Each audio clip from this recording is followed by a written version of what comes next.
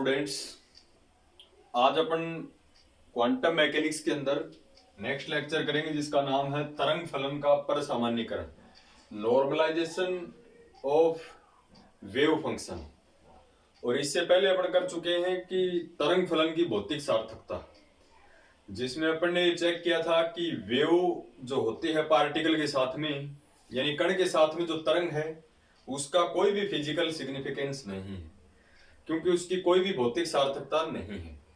इसलिए नहीं है क्योंकि श्रोडिंगर सर ने जब टाइम डिपेंडेंट और इनडिपेंडेंट जो इक्वेशन है उनको डेवलप किया तो उसमें साई को तरंग फलन को साई से डिनोट किया, और वो साई जो है वो आर और टी का फंक्शन है, बट वो एक अपने आप में कॉम्प्लेक्स यानी कॉन्जुगेट क्वांटिटी है। और सेमीसर संख्या के अंदर आपको पता है वास्तविक संख्याएं और काल्पनिक संख्याओं का युग्म यानी पेयर होता है, तो उसमें इमेजिनरी पार्ट है, कुछ इमेजिनरी पार्ट की वजह से उसमें उसका कोई भी फिजिकल सिग्निफिकेंस नहीं। उसी के बेस के ऊपर आज अपन डिस्कस करेंगे कि तरंग फलन का परसामान्यीकरण किसे कहते हैं। बिल्कुल मैथमेटिकली है कि नॉर्मलाइजेशन ऑफ वेव फंक्शन।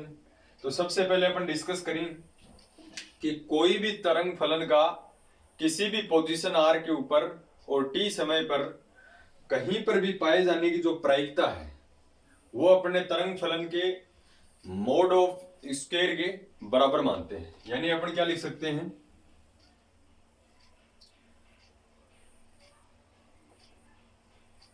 तरंग फलन साई आर टी के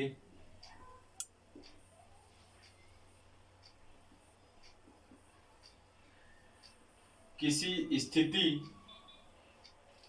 आर पर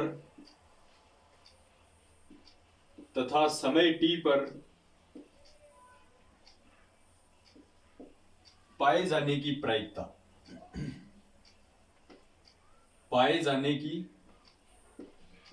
प्रायिकता यानी प्रोबेबिलिटी,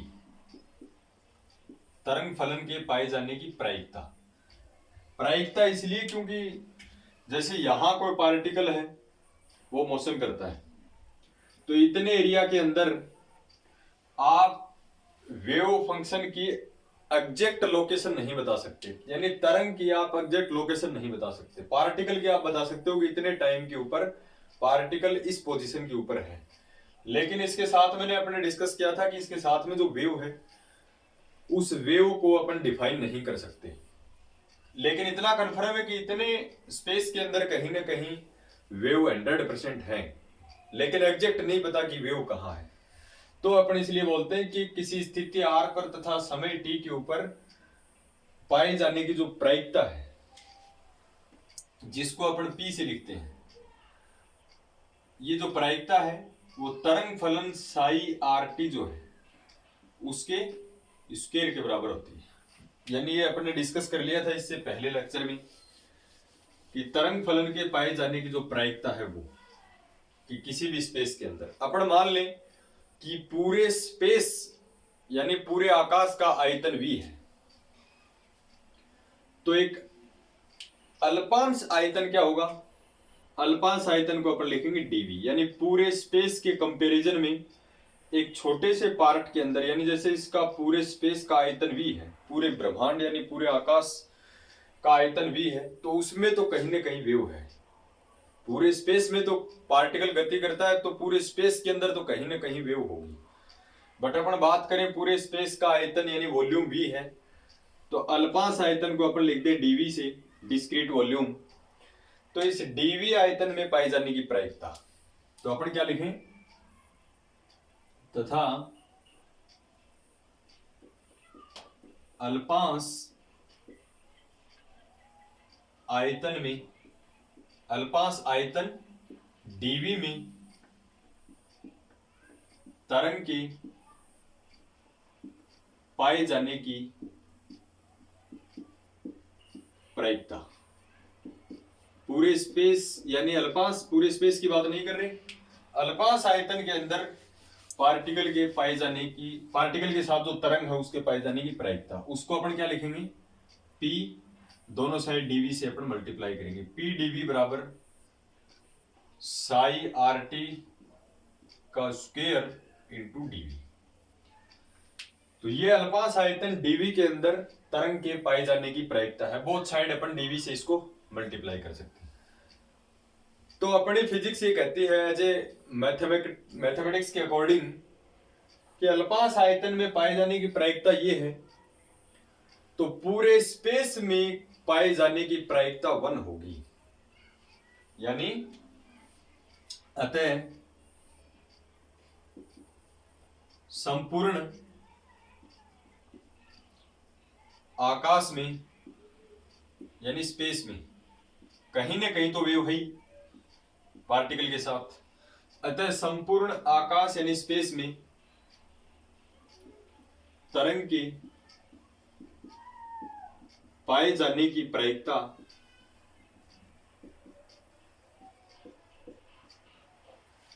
1 के बराबर होती है। पूरे स्पेस के अंदर पार्टिकल गति करता है तो पूरे स्पेस में कहीं न कहीं वेव है, तो उस वेव के पाए जाने की प्रायिकता 1 के बराबर होती है। तो संपूर्ण आकाश के लिए इसको निकालें तो बोथ साइड अपने को इंटीग्रेशन करना पड़ेगा। अर्थात अपन क्या लिखते हैं, संपूर्ण आकाश में पाए जाने, देखो अल्पांश आयतन में पाए जाने की प्रायिकता है पीडीवी।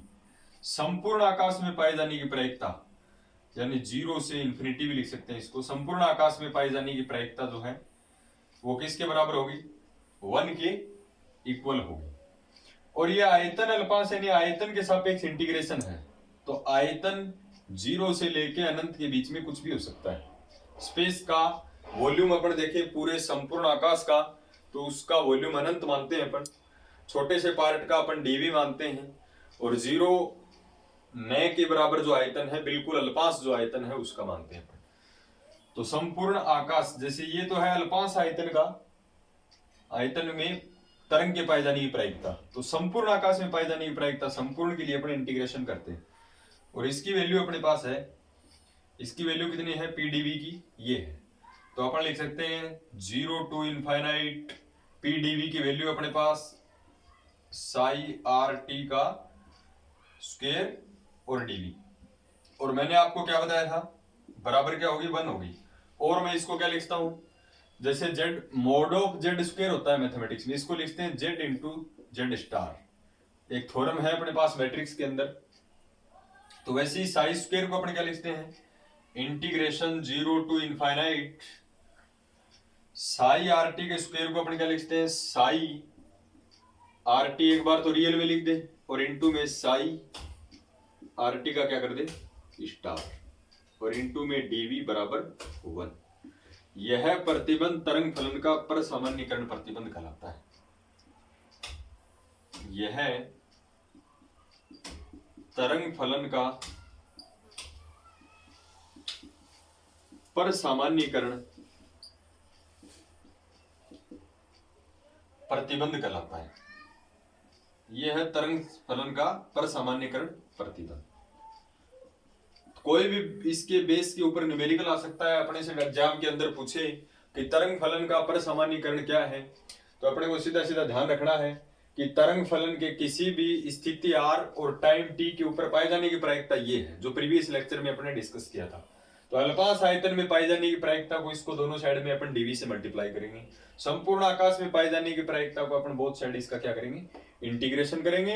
इंटीग्रेशन की लिमिट आयतन 0 से अनंत के बीच में स्पेस का कुछ भी हो सकता है, तो उसकी प्रायिकता 1 के बराबर होगी। और ये जो प्रतिबंध है ये तरंग फलन का परसामान्यीकरण प्रतिबंध कहलाता है, यानी integration 0 to infinite psi R T into psi star D V equals to 1। ये जो फॉर्मूला है ये तरंग फलन के परसामान्यीकरण का फॉर्मूला है।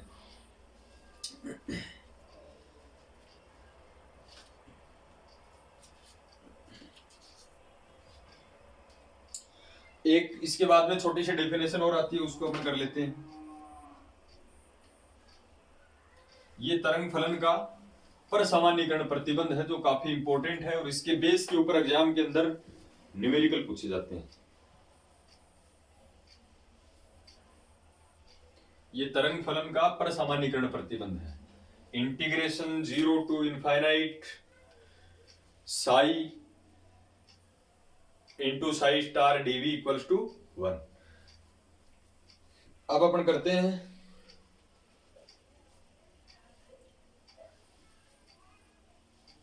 लंब कोणीयता।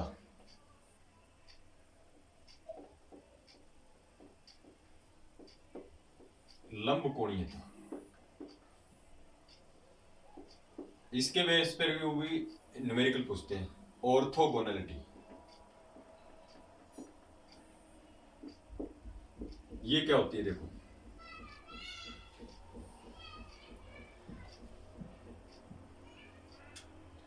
कोई भी अपने पास लंब कोणीयता के लिए यानी ऑर्थोगोनलिटी के लिए मिनिमम 2 फंक्शन की जरूरत पड़ती है, अपने को 2 फलनों की जरूरत पड़ती है। 2 अवस्था फलन, 2 पोजीशन फंक्शन, 2 अवस्था फलन। एक अपन मान लेते हैं साई, एक मान लेते हैं अपन फाई। साई एंड फाई 2 कोई फलन है अपने पास। 2 अवस्था फलन साई तथा फाई लंब कोणीय कहलाते हैं। लंब कोणीय कहलाते हैं यदि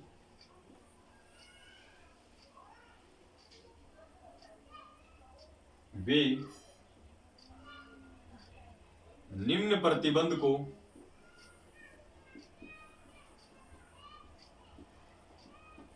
संतुष्ट करते हैं। संतुष्ट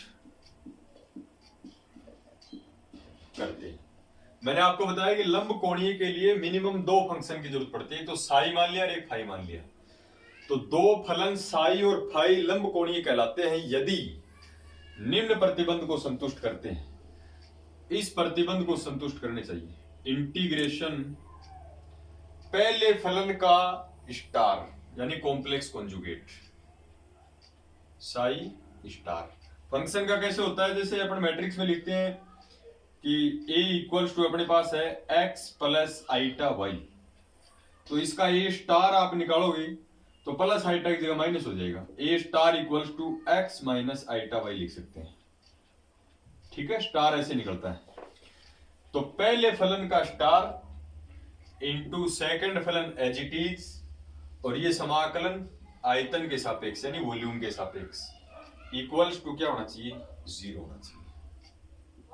तो इस फलन को अपन ऑर्थोगोनल, तो ये दोनों फलन साई और फाई कैसे कहलाएंगे आपस में, ऑर्थोगोनल कहलाएंगे। This is condition of orthogonality.